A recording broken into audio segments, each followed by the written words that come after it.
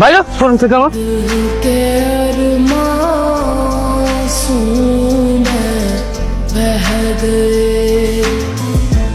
ফকিন্নির বাচ্চা, তোর যেন আজকের পর থেকে এই শোরুমের সামনে না দেখি। তোদের মতন ফকিন্নিরে ভিতরে ঢুকতে দেওয়াই উচিত না। আপনাকে ধাক্কা দিয়ে ফেলে দিলেন কেন? ওরা ধাক্কা দিয়ে ফেলে দিছি, বেশ করছি। বেশ করেছি।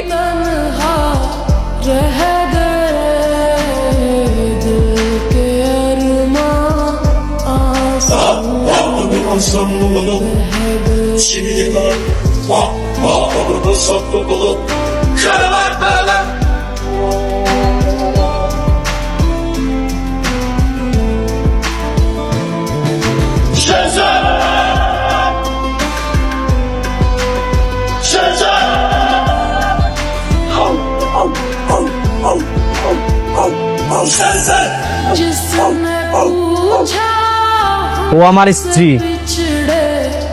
ওর গায়ে কেউ হাত তুললে একদম জানে মেরা দিমু।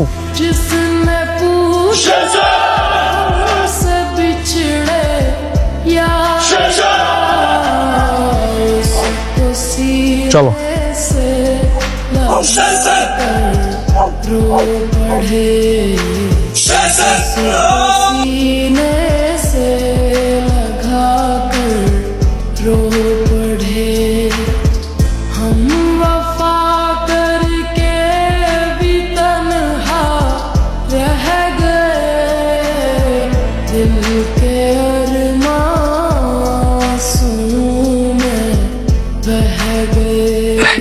ম্যাডাম,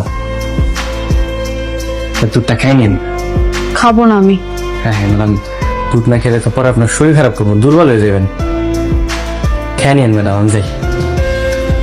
গোলাম, দাঁড়াও, এখানে বসো।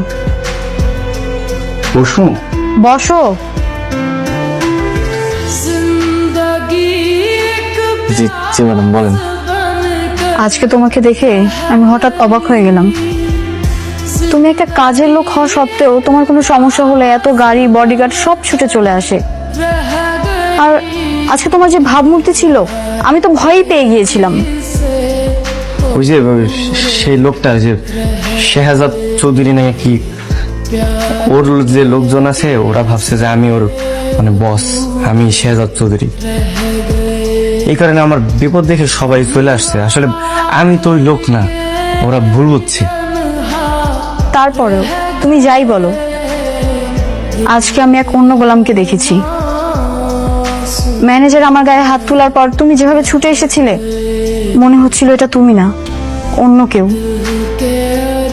আপনি তো আমার স্ত্রী। না না, মানে ম্যাডাম, ম্যাডাম আসলে আপনি মানে আমি আর আপনি, আমরা তো স্বামী স্ত্রী, তাই না? আপনি যদি মানেন না মানেন এটা আপনার ব্যাপার, কিন্তু আপনি আমার স্ত্রী। এখন আপনার গায়ে যদি কেউ হাত তুলে আমি তো আসলে দাঁড়ায় থাকতে পারি না, তাই না?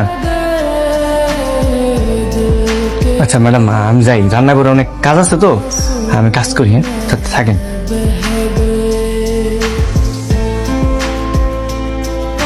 আপনি আমার স্ত্রী, এখন আপনার গায়ে যদি কেউ হাত তুলে আমি তো আসলে দাঁড়ায় থাকতে পারি না, তাই না?